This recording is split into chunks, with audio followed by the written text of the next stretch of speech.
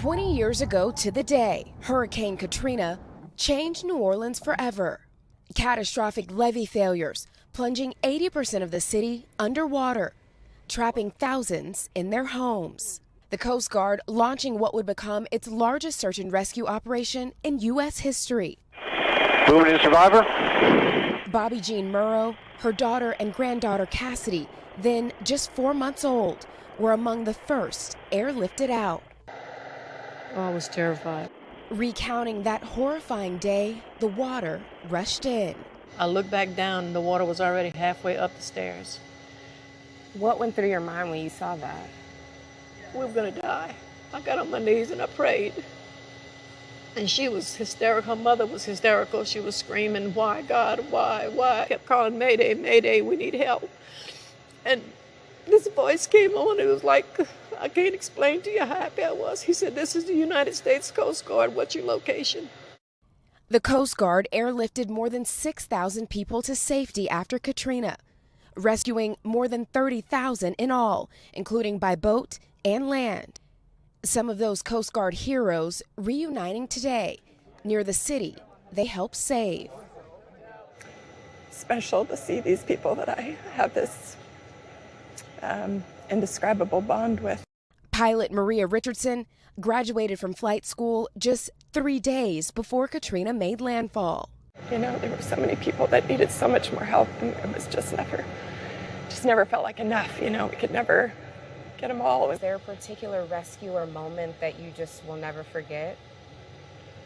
I couldn't tell that story without lots of tears. But yeah, there were a couple. Evacuating a hospital. A woman that we picked up, and you know, she just looked like she was barely alive in the first place. It was really hard to see us take her from a really bad situation, put her into another not very good situation, but it was, you know, it was all we had at the time. It was all we could do to help in that moment.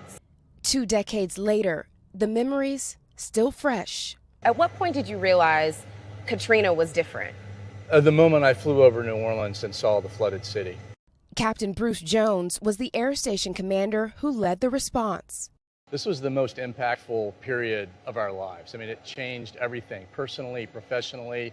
This was just a watershed moment for all of us, and so it brings back a lot of emotions. Jones says what sticks with him most are the heroes who were made on that mission, going above and beyond the call of duty. We were fueling hundreds of aircraft a day. We were doing maintenance on aircraft to keep them flying, getting water to the crews. There was no air traffic control because the goal was we wanted everybody in there, all the helicopters rescuing people, and so it was you know, head on a swivel and just keep your eyes out, and we miraculously avoided losing an aircraft and having a mid-air collision.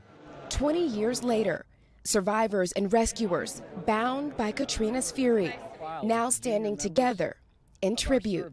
What has it been like in the 20 years since? I can't get over it.